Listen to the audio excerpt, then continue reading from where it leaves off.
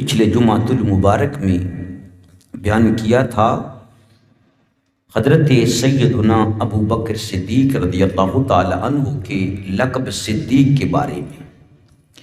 حضرت مولا کائنات علی المرتضیٰ شیر خدا رضی اللہ تعالی عنہ فرماتے ہیں، ابی یحییٰ نے کہا کہ سمع علی یحلف، میں نے حضرت علی رضی اللہ تعالیٰ عنہ کو سنا کہ آپ حلف اٹھا کر بیان فرما رہے تھے، یعنی کہہ رہے تھے کہ اللہ کی قسم لَأَنزَلَ اللَّهُ اسم ابی بکر من السماء صدیقا، کہ بے شک اللہ سبحانہ و تعالیٰ نے ابو بکر کے لقب صدیق کو آسمانوں سے نازل فرمایا۔ اس کو امام حاکم رحمۃ اللہ علیہ نے نقل فرمایا۔ دوسری روایت یہ ہے کہ نبی اقدس صلی اللہ علیہ وآلہ وسلم نے شب معراج کو جبریل علیہ السلام سے فرمایا، اے جبریل، اللہ نے میرے لیے وہ راہ کو بھیجا، میں مسجد حرام سے مسجد اقصیٰ آیا، پھر پہلے آسمان، دوسرے، تیسرے، چوتھے، پانچویں، چھٹے، ساتویں آسمان پر، پھر سدرۃ المنتہا سے بھی اوپر، تو اتنا بڑا اللہ نے مجھ پر فضل فرمایا، کرم فرمایا، ان قومی لا یصدقونی، کہ میری قوم میری تصدیق نہیں کرے گی، اتنے بڑے معجزے کو میری قوم نہیں مانے گی۔ فقال له جبریل، جبریل علیہ السلام نے رسول اللہ سے فرمایا، یصدقو کا ابو بکر وہو الصدیق، یا رسول اللہ، کوئی اور تصدیق کرتا ہے کرے نہ کرے، لیکن ابو بکر ضرور آپ کی تصدیق فرمائیں گے، اس لیے کہ ابو بکر صدیق ہیں۔ اس کو امام طبرانی رحمۃ اللہ علیہ نے نقل فرمایا۔ سیدہ ام المؤمنین عائشہ صدیقہ رضی اللہ تعالی عنہ فرماتی ہیں کہ جب اللہ کے رسول صلی اللہ علیہ وسلم نے اپنے معراج کی خبر لوگوں کو دی تو لوگ اکٹھے ہو گئے، طرح طرح کی باتیں کرنے لگے۔ ابو جہل ان کا سرگنا تھا، وہ سیدھے ابو بکر صدیق رضی اللہ تعالی عنہ کے پاس گئے اور کہتے ہیں کہ اے ابو بکر، کیا تو اس بات کی تصدیق کرے گا جو محمد صلی اللہ علیہ وسلم بتا رہے ہیں کہ میں مسجد حرام سے مسجد اقصیٰ پھر آسمانوں کی سیر کر کے واپس آیا، میرا بستر بھی ابھی گرم تھا، وضو کا پانی بھی ابھی چل رہا تھا، کنڈی بھی ابھی ہل رہی تھی؟ تو ابو بکر صدیق رضی اللہ تعالیٰ عنہ نے فرمایا، قال نعم، ہاں، انی لأصدقہ فیما هو ابعد من ذالک، اصدقہ بخبر السماء فی غدوۃ او روحۃ فبذالک سمی ابو بکر الصدیق۔ فرمایا تم یہ بات بتا رہے ہو، میں اس کی بھی تصدیق کرتا ہوں، اور صبح کے وقت اور رات کے وقت اس سے بھی بڑی خبریں، اس سے اوپر کی خبریں اللہ کے رسول صلی اللہ علیہ وسلم میرے سامنے بیان فرماتے ہیں، تو میں حضور کی ہر بات کی تصدیق کرتا ہوں۔ نبی پاک علیہ الصلوۃ والسلام نے جب یہ سنا تو آپ نے فرمایا، آج سے لے کر ابو بکر جو ہے وہ صدیق ہے۔ نبی اکرم صلی اللہ علیہ وسلم فرمایا کرتے تھے، ابو بکر آسمانوں میں صدیق ہے اور زمین پر عتیق ہے۔ عتیق کا کیا معنی ہے؟ صدیق کا معنی، صدیق کا معنی یہ ہے کہ جس کے منہ سے، جس کی زبان سے جو کلمہ نکلے، جو خبر نکلے وہ سچی ہو، جو خبر نکلے وہ جو کہہ دے وہ اسی طرح سچ ہو، حق ہو۔ اور عتیق کا معنی ہے کہ جس کو اللہ رب العزت نے جہنم کی آگ سے آزاد کر دیا ہو۔ حضرت عائشہ صدیقہ ام المؤمنین رضی اللہ تعالی عنہ بیان کرتی ہیں کہ ان ابا بکر دخل علی رسول اللہ صلی اللہ علیہ وسلم فقال انت عتیق اللہ من النار، کہ ابو بکر صدیق رضی اللہ تعالیٰ عنہ نبی پاک علیہ الصلوۃ والسلام کی بارگاہ میں حاضر ہوئے تو رسول اللہ نے ابو بکر کو دیکھ کر فرمایا، اے ابو بکر، تو وہ ہے کہ جس کو اللہ نے جہنم کی آگ سے آزاد کر دیا ہے۔ اس کو امام حاکم نے، امام ترمذی نے اور امام ابن حبان نے نقل فرمایا ہے۔ دوسری روایت حضرت عائشہ صدیقہ رضی اللہ تعالی عنہا سے ہی ہے، قال من سرہ ان ينظر الى عتیق من النار ان ينظر الى عتیق من النار فلینظر الی ابی بکر، فرمایا جس کی یہ چاہت اور تمنا ہو کہ زمین پر چلتے ہوئے ایسے شخص کو دیکھے جس کو اللہ نے جہنم کی آگ سے آزاد کر دیا ہو تو وہ میرے ابو بکر صدیق رضی اللہ تعالی عنہ کو دیکھ لے۔ اس کو بھی امام حاکم نے اور امام طبرانی رحمۃ اللہ علیہ نے نقل فرمایا ہے۔ حضرت ابو بکر صدیق رضی اللہ تعالیٰ عنہ مردوں میں سب سے پہلے مسلمان ہوئے۔ حضرت سیدنا فاروق اعظم رضی اللہ تعالیٰ عنہ فرماتے ہیں ان ابا بکر صدیق اول من اسلم من الرجال، کہ ابو بکر صدیق رضی اللہ تعالیٰ عنہ وہ ہستی ہیں جو مردوں میں سب سے پہلے اسلام قبول کرنے والے ہیں، ایمان لاتے ہیں۔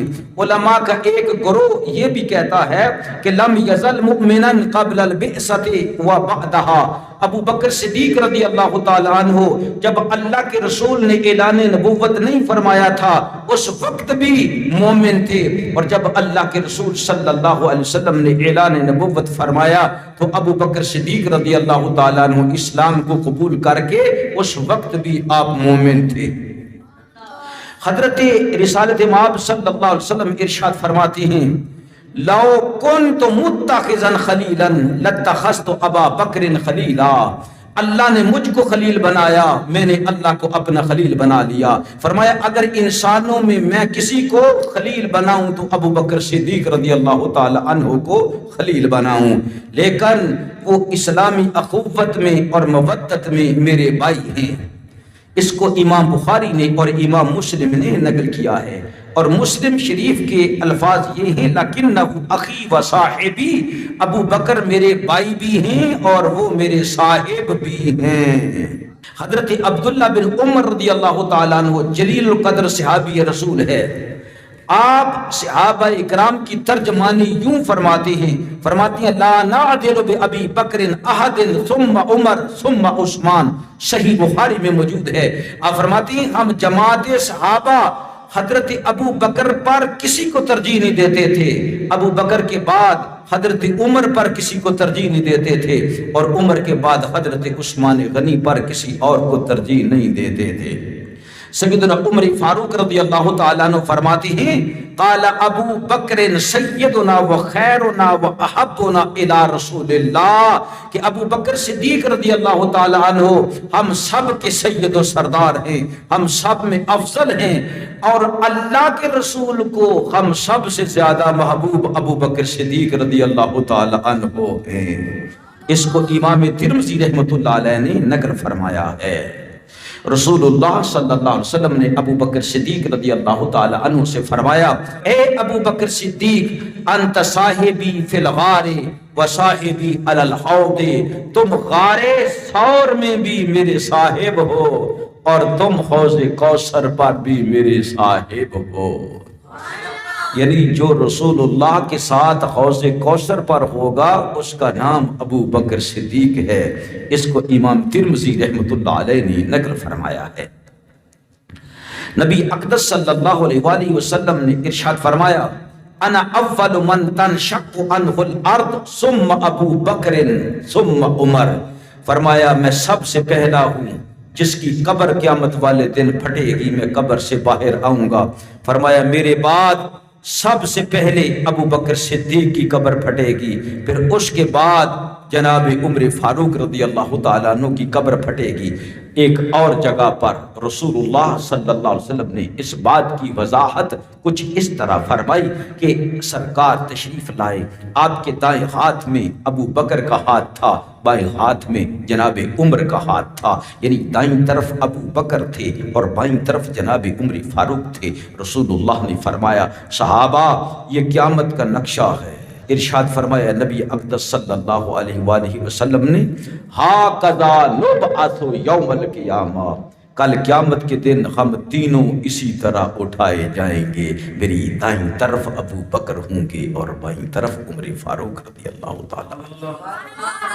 اس کو بھی امام ترمذی رحمۃ اللہ تعالیٰ علیہ نے نقل فرمایا ہے۔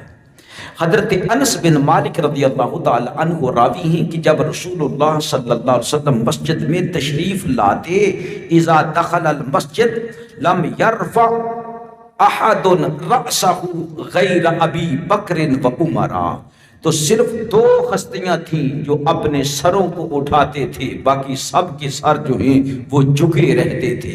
ان میں ایک ابو بکر تھے اور دوسرے عمر فاروق رضی اللہ تعالی عنہ تھے۔ یہ کیا کرتے تھے؟ کانا یتبسمان الیہ، رسول اللہ کے چہرہ بددعا کا دیدار کرتے اور رسول اللہ کی طرف دیکھ کے مسکرانے لگ جاتے۔ جب یہ مسکراتے اللہ کے رسول صلی اللہ علیہ وسلم کی نگاہ مبارک اٹھتی تو ابو بکر پر پڑتی اور جناب فاروق اعظم پر پڑتی۔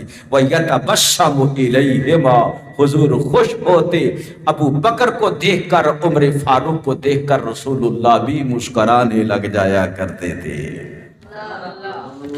عزیزان گرامی قدر، حضور سید عالم صلی اللہ تعالی علیہ وآلہ وسلم کے صاحب، حضور علیہ السلام کے بھائی، حضور علیہ السلام کے داماد سیدہ فاطمہ الزہرا سلام اللہ علیہا کے زوج محترم جناب علی المرتضیٰ شیر خدا رضی اللہ تعالی عنہ کے لخت جگر حضرت محمد بن حنفیہ رضی اللہ تعالی عنہ فرماتی ہیں، میں نے اپنے بابا جان حضرت سیدنا علی المرتضیٰ شیر خدا رضی اللہ تعالی عنہ سے سوال کیا، میرے ابا جان، قلت لأبی ای الناس خیر بعد النبی صلی اللہ علیہ وآلہ وسلم، آپ آج مجھے بتائیں کہ نبی اطہر صلی اللہ علیہ وآلہ وسلم کے بعد امت میں سب سے افضل شخص کون ہے؟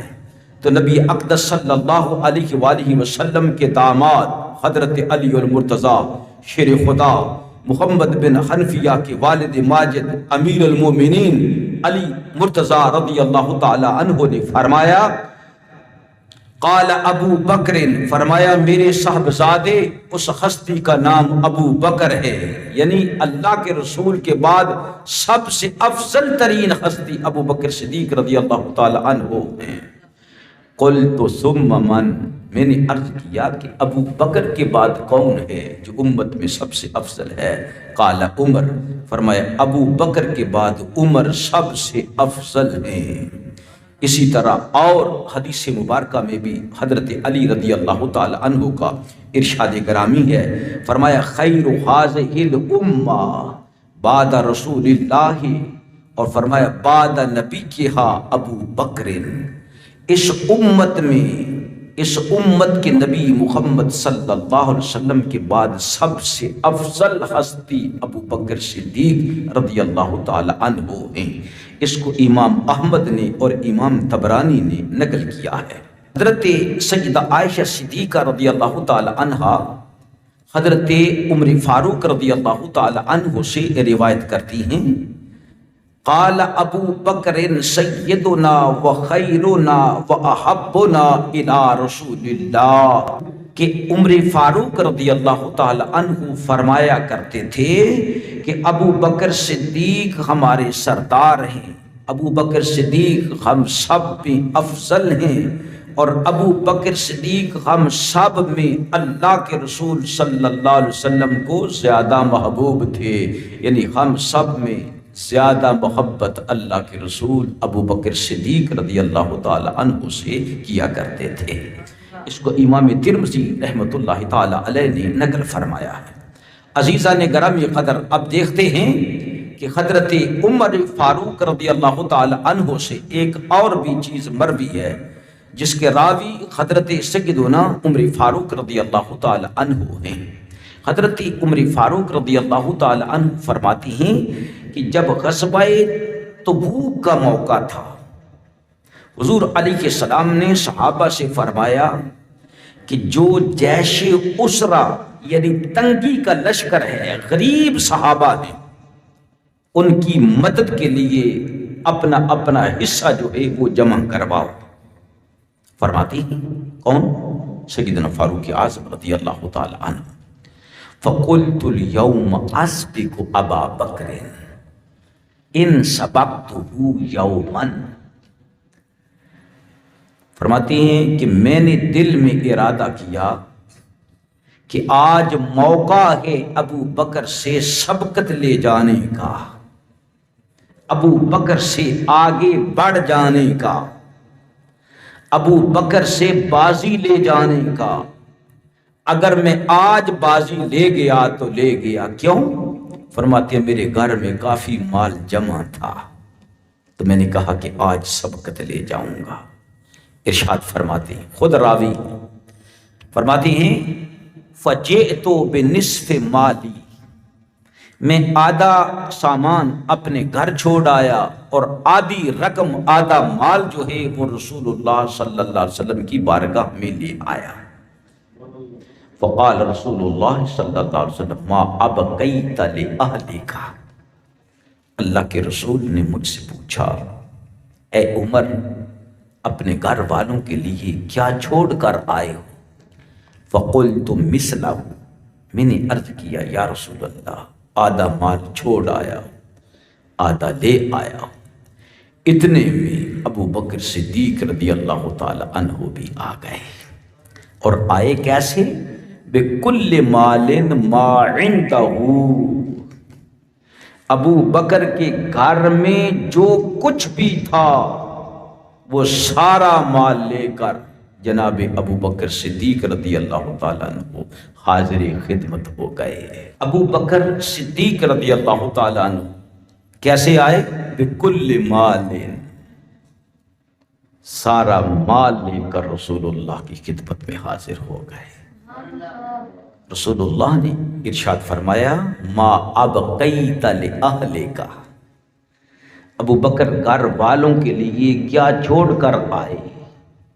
تو عرض کی بقول اقبال، علامہ اقبال کہتے ہیں کہ ابو بکر صدیق نے عرض کی اے تجھ سے دیدائے مہو انجم فروغ گیر، اے تیری ذات باعث تکوین روزگار۔ یا رسول اللہ سورج میں روشنی ہے، چاند میں چاندنی ہے، ستاروں میں چمک ہے، تو یہ آپ کے نور کی خیرات ہے کہ ان کی آنکھیں روشن ہیں، اور آپ کی ذات باعث تخلیق کائنات ہے، آپ کے صدقے سے ساری کائنات کو وجود ملا ہے۔ اے میرے آقا پروانے کو چراغ ہے تو بلبل کو پھول بس، اور صدیق کے لیے ہے اللہ کا رسول بس۔ تو عرض کی یا رسول اللہ صلی اللہ علیہ وآلہ وسلم ابقیت لهم اللہ ورسولہ، میں جو گھر میں تھا وہ سب لے آیا ہوں، اور گھر والوں کے پاس اللہ کو چھوڑ آیا ہوں اور اللہ کے رسول کو چھوڑ آیا ہوں۔ فرماتے ہیں جب میں نے یہ منظر دیکھا تو میں نے اپنے آپ سے کہا، کون کہتے ہیں بھلا؟ جناب عمر فاروق رضی اللہ تعالی۔ فرماتے ہیں کہ میں نے کہا لا اسبقہ الی شیء ابدا، میں کبھی بھی ابو بکر سے سبقت نہیں لے جا سکتا، بس ابو بکر وہ ہیں جس کے مقام کو کوئی نہیں پا سکتا، ابو بکر سے آگے کوئی نہیں نکل سکتا ہے۔ تو عزیزان گرامی قدر، اس کو امام ترمذی نے اور امام ابو داؤد دو اماموں نے صحیح ستہ میں نقل کیا ہے۔ حضور سید عالم صلی اللہ تعالی علیہ وسلم احد پہاڑ پر ہیں،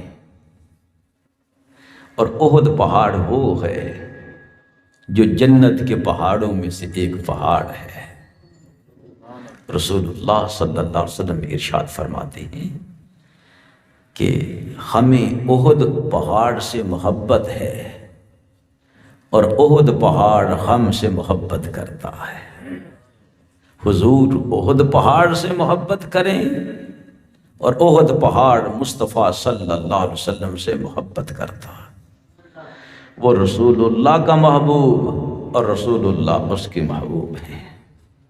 ایک دن ایسا ہوگا نبی اقدس صلی اللہ علیہ وسلم احد پہاڑ پہ چڑھے، احد پہاڑ پہ چڑھے، جنت کے پہاڑ پر۔ جب جنت کے پہاڑ پر چڑھے تو آپ تھے، ابو بکر صدیق تھے، حضرت عمر تھے، اور جناب عثمان غنی رضی اللہ تعالی عنہ تھے۔ حضور کا علم غیب بھی ذرا ملاحظہ فرمائیں۔ جب یہ 4 ہستیاں کوئی جبل احد پر تھیں تو احد پہاڑ کو وجد ہو گیا، احد پہاڑ کو وجد آ گیا۔ صحیح بخاری میں ہے، صحابہ فرماتے ہیں ہم نے دیکھا کہ اس کے پتھر بھی نیچے گرنا شروع ہو گئے، تھر تھرانے لگ گیا۔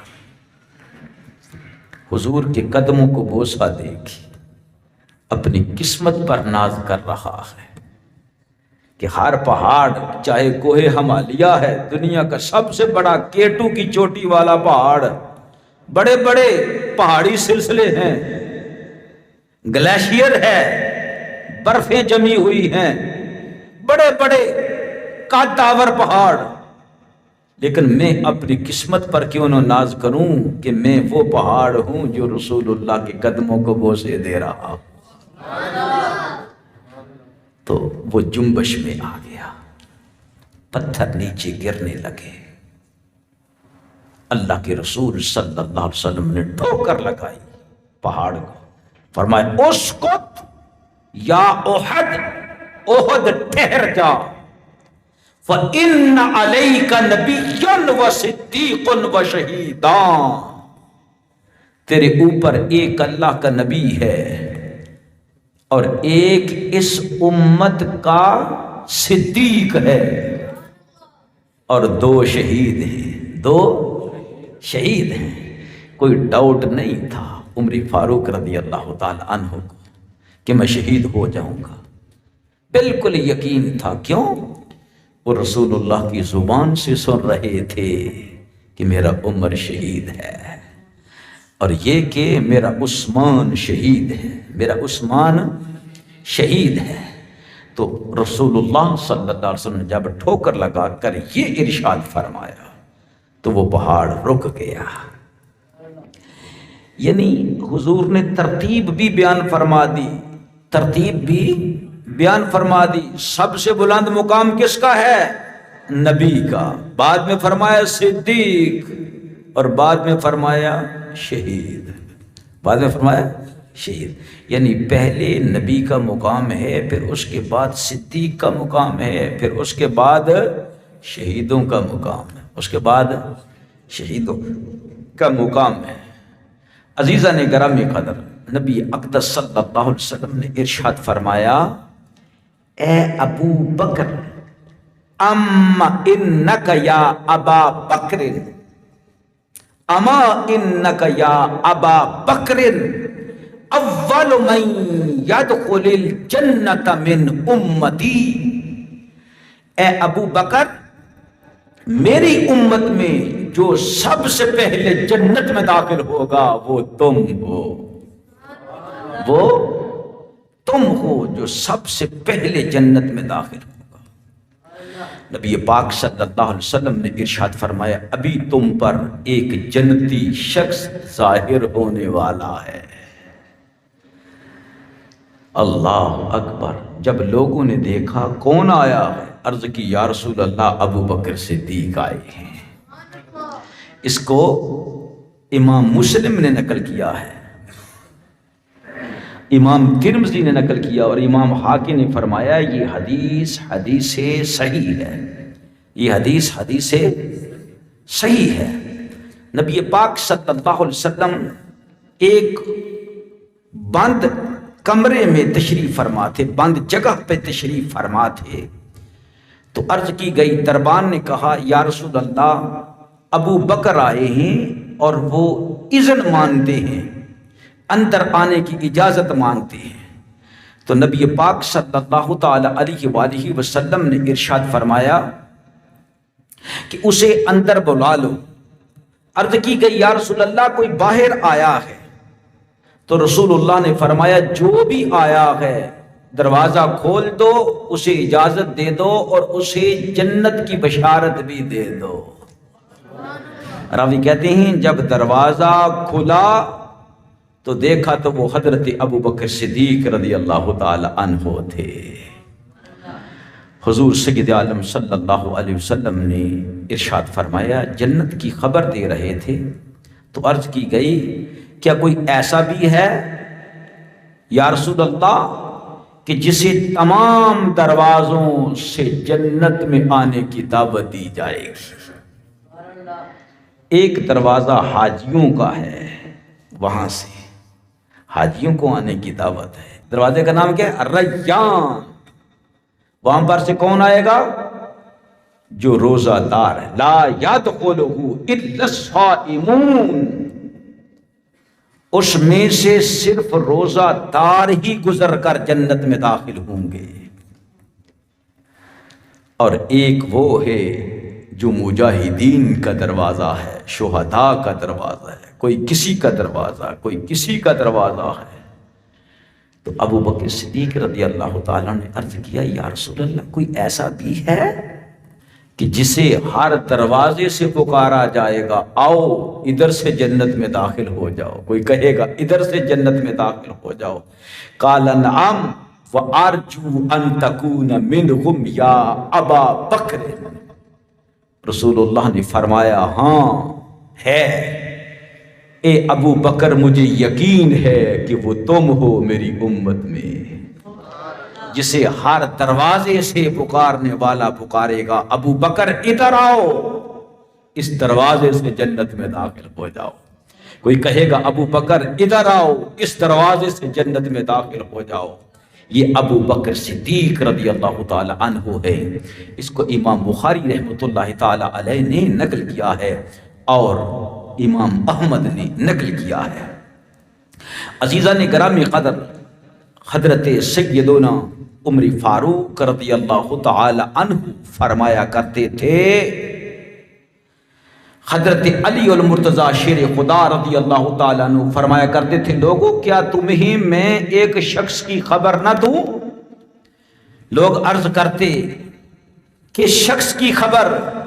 فرمایا وہ شخص جو ہم میں یعنی محمد مصطفیٰ کی امت میں سب سے پہلے جنت میں داخل ہوگا۔ لوگ حضرت علی سے سوال کرتے، امیر المومنین بتائیں وہ کون شخص ہے؟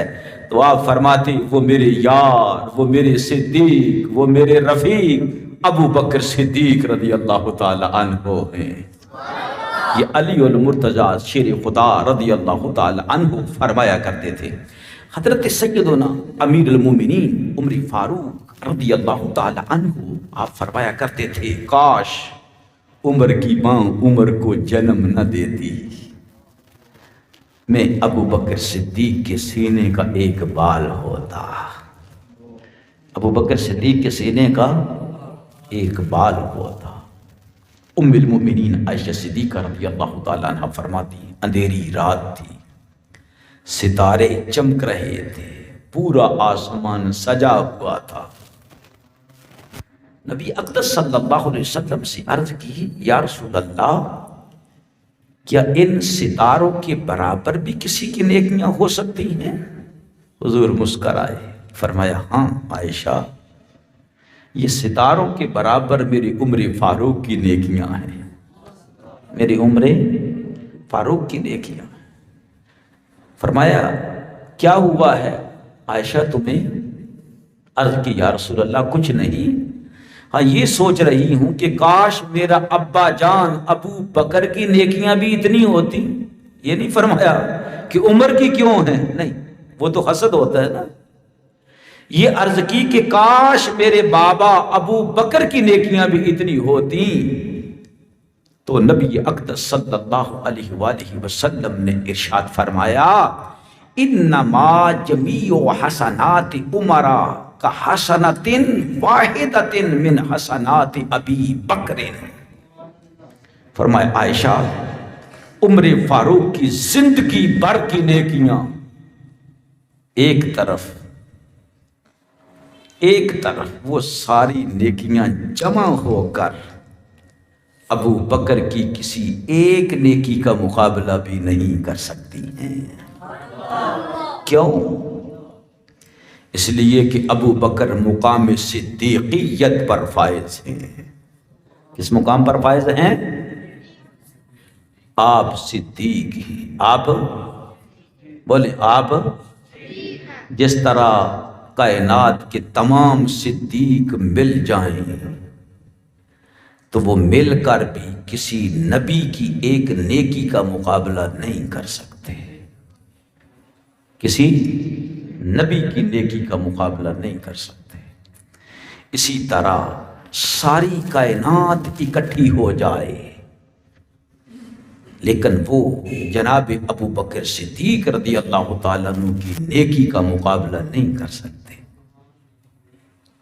اسی لیے اللہ کے رسول صلی اللہ علیہ وسلم نے یہ ارشاد فرمایا کہ انما جمیع حسنات عمر کحسنۃ واحدۃ من حسنات ابی بکر۔ مطلب کیا ہے؟ جو ترجمہ لوگ کرتے ہیں وہ ٹھیک نہیں ہے۔ مفہوم یہ ہے کہ ابو بکر کی جتنی نیکیاں ہیں ان میں سے کوئی نیکی لی جائے اور عمر کی زندگی بھر کی تمام نیکیاں اکٹھی کی جائیں تو ابو بکر کی ہر نیکی عمر فاروق کی تمام نیکیوں سے افضل ہے۔ اور اس کا اقرار برملا طور پر جگہ جگہ جناب عمر فاروق رضی اللہ تعالیٰ عنہ فرمایا کرتے تھے۔ آپ جناب ابو بکر صدیق رضی اللہ تعالیٰ عنہ سے آگے قدم نہ اٹھایا کرتے تھے۔ ابو بکر صدیق رضی اللہ تعالیٰ عنہ کو ہر جگہ ہر مقام پر اپنا امام مانتے تھے۔ اللہ اکبر اللہ اکبر۔ نبی پاک صاحب الولاق صلی اللہ علیہ وسلم نے ارشاد فرمایا، عبداللہ بن عمر رضی اللہ تعالیٰ عنہ راوی ہیں، قال لأبی بکر انت صاحبی فی الغار و صاحبی علی الحوض۔ ابو بکر صرف یہی نہیں ہے کہ غار ثور میں آپ نے میرا ساتھ دیا ہے تو وہاں آپ میرے صاحب ہیں جو اللہ نے قرآن میں فرمایا ثانی اثنین اذ ہما فی الغار اذ یقول لصاحبہ لا تحزن ان اللہ معنا۔ ابو بکر صدیق رضی اللہ تعالیٰ کو غم تھا تو اپنے آقا مولا علیہ الصلوۃ والسلام کا کہیں کوئی میرے آقا کو نقصان نہ پہنچائے تو اللہ کے رسول نے غم ملاحظہ فرمایا۔ اور غم اور خوف دو چیزیں ہیں۔ جو غم حزن ہوتا ہے نا، حزن یہ اپنی ذات کے لیے نہیں، یہ دوسرے کا غم ہوتا ہے، یہ دوسرے کا غم ہوتا ہے۔ جس طرح ایک ماں کو بیٹا محبوب ہے، باپ کو بیٹا محبوب ہے، پتہ بھی چلے کہ یہ محفوظ ہے پھر بھی دل میں غم رہتا ہے کہیں اس کو کوئی گرم ہوا کا جھونکا کھا نہ جائے، کہیں اس کو کوئی ٹھنڈ نہ لگ جائے۔ سمجھا رہے؟ تو ابو بکر صدیق رضی اللہ تعالیٰ عنہ کو اپنی جان کا خطرہ نہ تھا، اپنی جان کا غم نہ تھا، غم تھا تو ذات مصطفیٰ کا تھا جو غار ثور دیکھ کر آئے۔ اللہ اکبر، وہ کہاں جا کر بلندی پر، لیکن جناب ابو بکر ذوق کے ساتھ شوق کے ساتھ کندھوں پر مصطفیٰ کو اٹھا کے چڑھ رہے ہیں جو اللہ کے رسول نے فرمایا تھا، حسن تو نے میری نعتیں تو لکھی ہیں لیکن میرے یار کی نعت بھی لکھی ہے، منقبت لکھی ہے؟ جی یا رسول اللہ لکھی ہے۔ تو پھر آپ نے اسی کا ذکر کیا تھا کہ کندھوں پر مصطفیٰ ہیں اور ابو بکر صدیق رضی اللہ تعالیٰ عنہ غار ثور میں چڑھے ہیں۔ وہاں پر 3 دن کیا ہوا پتہ ہے؟ یہ انشاءاللہ تعالیٰ بیان آئے گا اس کے بعد۔ رسول اللہ صلی اللہ علیہ وسلم مکے سے چلے ہیں، سنگلاخ پہاڑی علاقہ ہے، کہیں کوئی نوک دار پتھر میرے حبیب کے نازنی تلووں پر چبھ نہ جائے۔ عرض کرتے ہیں یا رسول اللہ آپ پیدل نہ چلیں، آپ میری کندھوں پر سوار ہو جائیں۔ ابو بکر بیٹھے ہیں، رسول اللہ ابو بکر کے کندھوں پر سوار ہیں۔ جب ابو بکر اٹھے ہوں گے تو کیا عالم ہوگا پتہ ہے؟ ایک قدم ادھر ہے، ایک قدم ادھر ہے، اور رسول اللہ کے ہاتھ کہاں ہوں گے؟ بولو نا، ابو بکر کے سر کے اوپر ہی ہوں گے نا۔ نقشہ کیا بن رہا ہے؟ ابو بکر موجیں لے رہے ہیں، کبھی رسول اللہ کی اس قدم کا بوسہ لیتے ہوں گے، کبھی اس قدم مبارک کا بوسہ لیتے ہوں گے۔ اور حضور ابو بکر کے سر پر ہاتھ رکھ کر کیا بتا رہے ہوں گے؟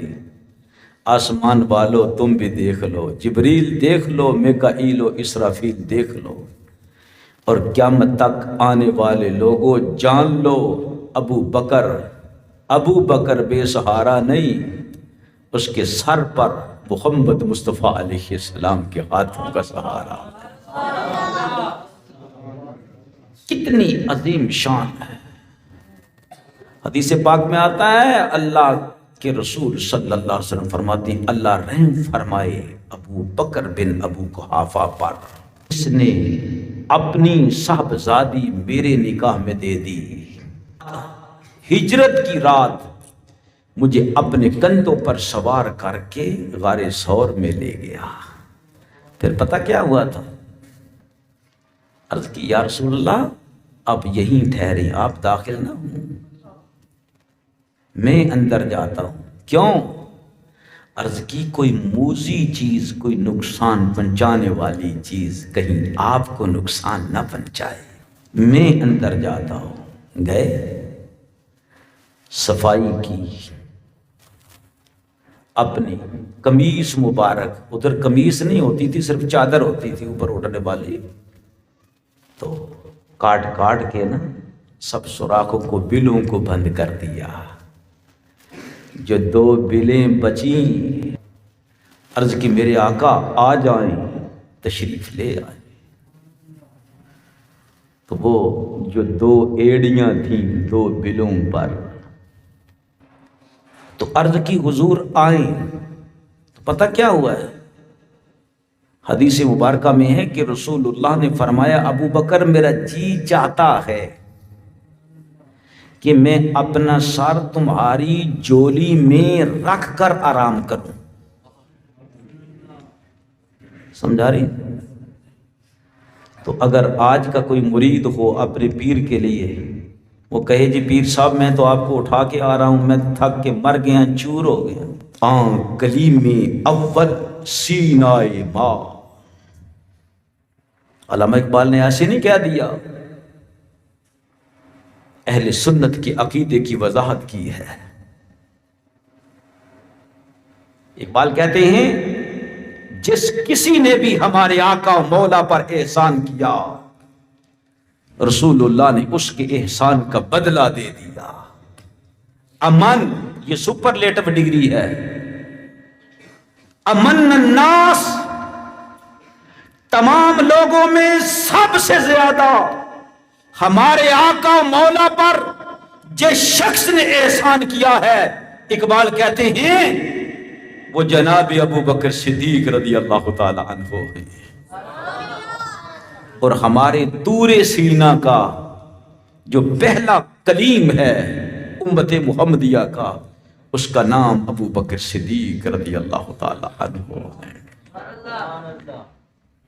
اللہ اکبر، اللہ ہمت او کشت ملت را چو ابر، ثانی اسلام و غار و بدر و قبر۔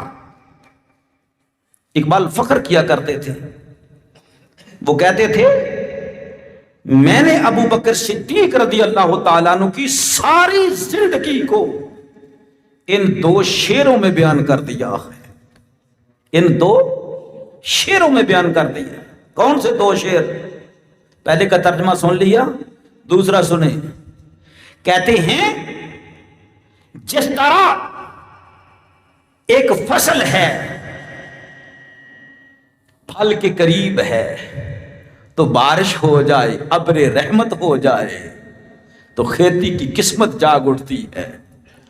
اسی طرح مصطفیٰ کریم علیہ السلام کی کھیتی جس کا نام امت ہے، فرمایا ابو بکر کا وجود اس ملت کی کھیتی کے لیے ابر بارہ، ابر رحمت کا سا ہے، ابر رحمت کا سا ہے۔ کہتے ہیں ایمان لانے میں پہلے مصطفیٰ کریم ہیں، پہلے مصطفیٰ کریم علیہ السلام ہیں۔ آمن الرسول بما انزل الیہ من ربہ والمؤمنون، اللہ کے رسول سب سے پہلے مومن ہیں، سب سے پہلے مومن ہیں۔ فرماتے ہیں اقبال پہلے مومن مصطفیٰ، دوسرے ابو بکر، پہلے غار ثور میں جانے والے مصطفیٰ، دوسرے مقام رکھنے والے ابو بکر صدیق ہیں۔ بدر کے میدان میں پہلا مقام جو ہے وہ فخر دو عالم محمد رسول اللہ صلی اللہ علیہ وسلم کا ہے، اور دوسرا مقام ابو بکر صدیق کا ہے، اور قبر میں سب سے پہلے جانے والے جناب محمد مصطفیٰ علیہ السلام ہیں، اور دوسرے نمبر پر جانے والے جن کو مصطفیٰ بلا رہے ہیں وہ ابو بکر صدیق رضی اللہ تعالی عنہ۔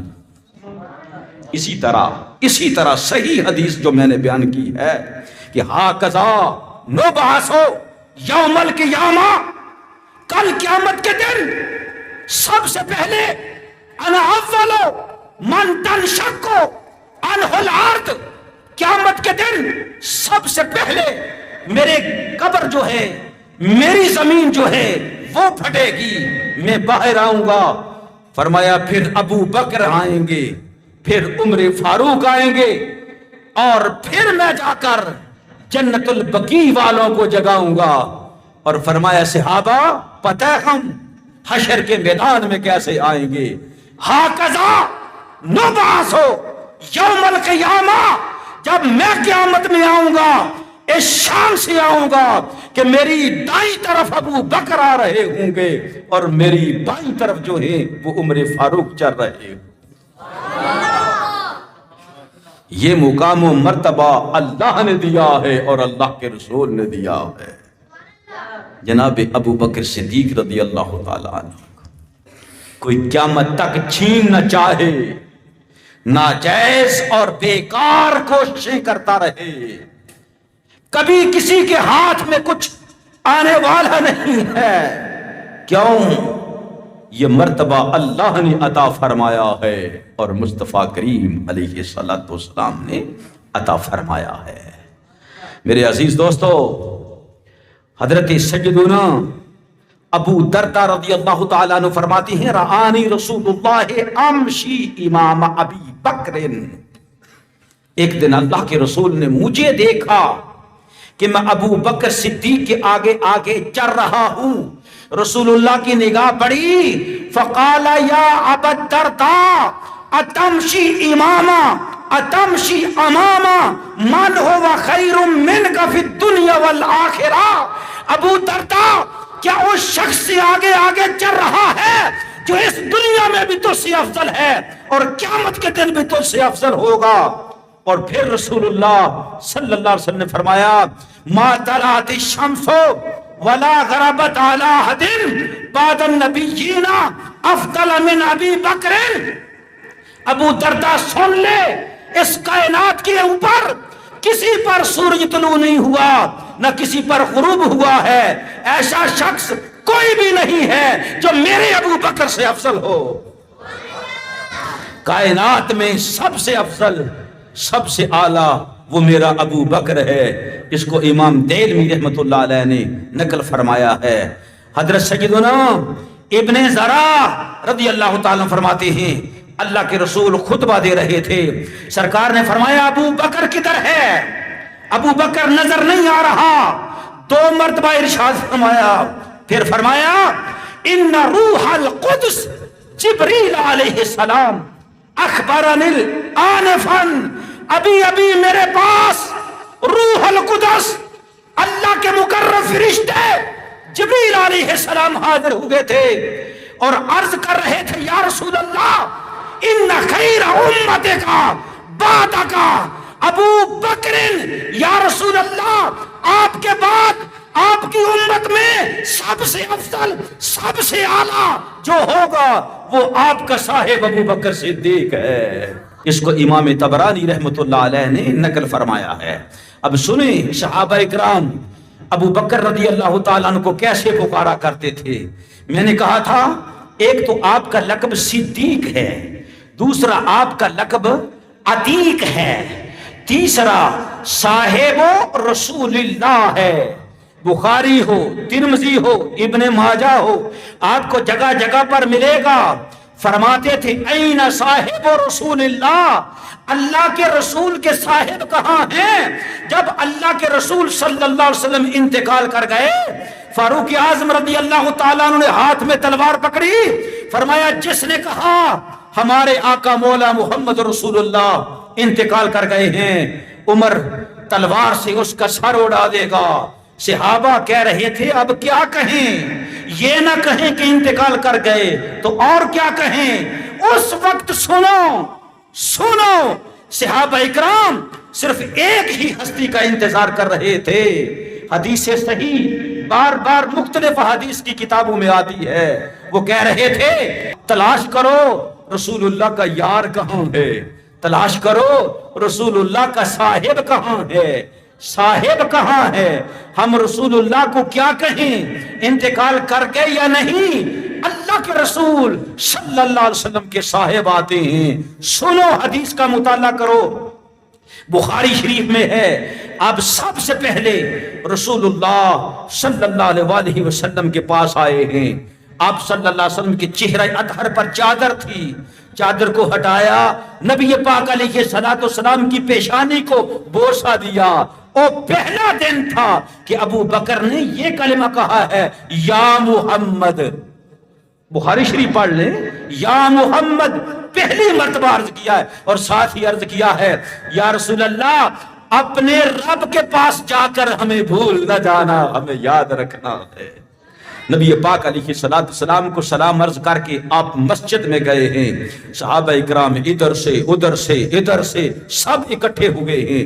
جب آپ نے ملاحظہ فرمایا کہ عمر فاروق رضی اللہ تعالی عنہ کے شاید جسم میں طاقت نہیں رہی ہے، نبی پاک علیہ السلام کا صدمہ یہ برداشت نہیں کر سکے ہیں، حضرت ابو بکر صدیق رضی اللہ تعالی عنہ نے صحابہ کو بلایا اور فرمایا کیا ہو گیا ہے تمہیں کیا ہو گیا ہے کہ اللہ کے رسول صلی اللہ علیہ وسلم نے تمہیں بار بار بتا نہ دیا تھا کہ اللہ نے اپنے بندوں میں سے ایک بندے کو اختیار دے دیا ہے کہ اے میرے بندے تو چاہے تو دنیا میں قیامت تک زندہ رہ اور تو چاہے تو تو میرے پاس آ جا۔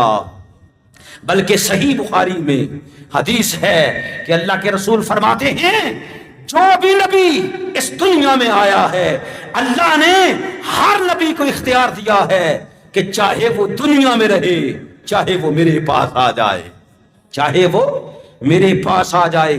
ہماری موت اضطراری ہے لیکن نبیوں کی موت اضطراری نہیں ہے، یہ سمجھنا چاہیے، یہ بات سمجھنی چاہیے۔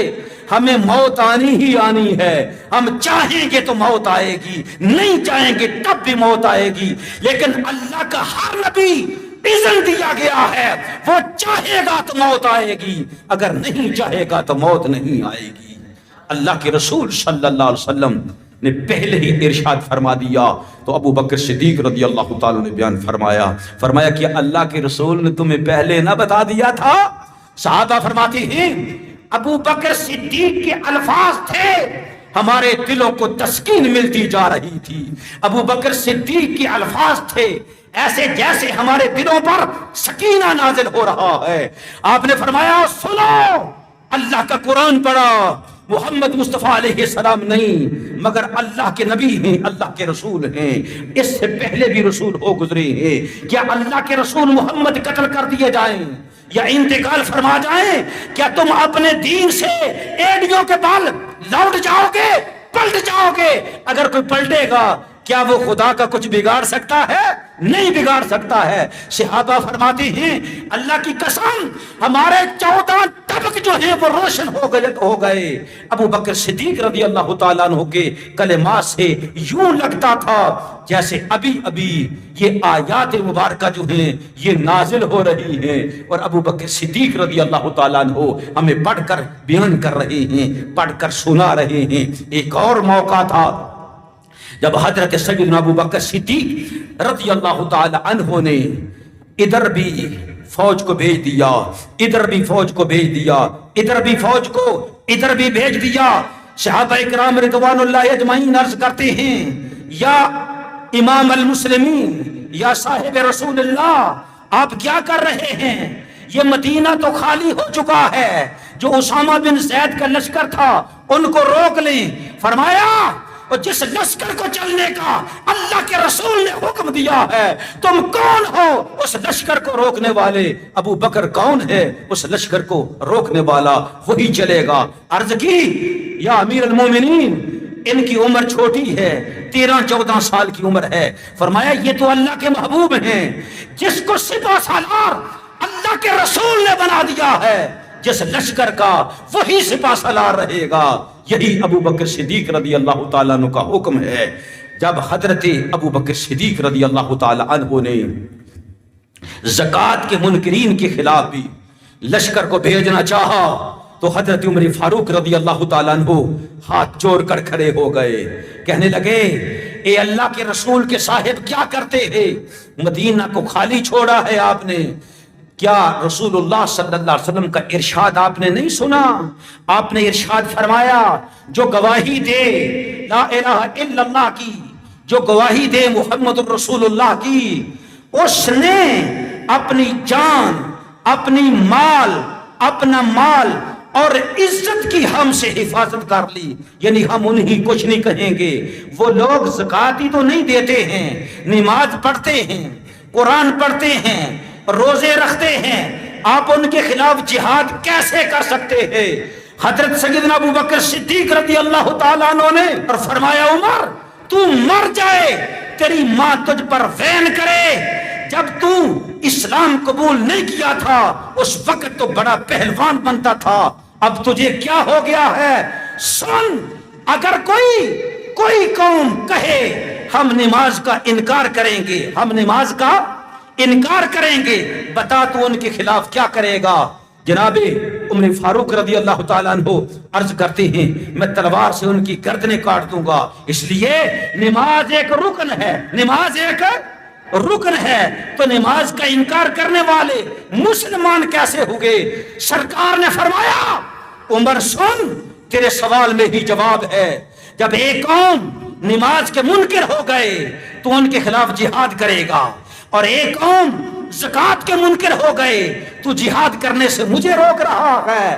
نماز ایک بدنی حق ہے اللہ کا بندے پر، جو ادا نہیں کرے گا تو جہاد کرے گا۔ زکوٰۃ ایک مالی حق ہے اللہ کا بندے پر، اگر کوئی ادا نہیں کرے گا، منکر ہو جائے گا تو ان کے خلاف جہاد کیوں نہیں ہوگا؟